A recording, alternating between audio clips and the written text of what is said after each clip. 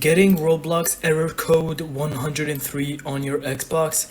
Don't worry, I'll show you how to fix it quickly. First, check your Xbox internet connection. Go to settings and then network and then test network connection. If there's a problem, restart your router and try again. Next, clear Roblox cache.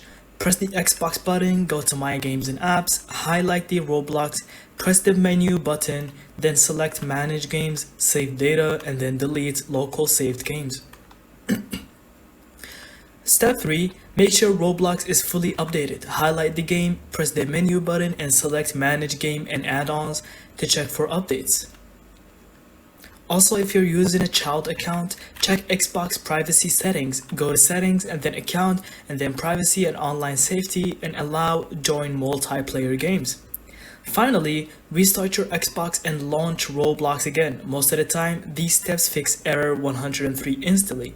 And there you go. Thank you so much for watching. I hope you found this video helpful, and don't forget to leave us your thoughts in the comments.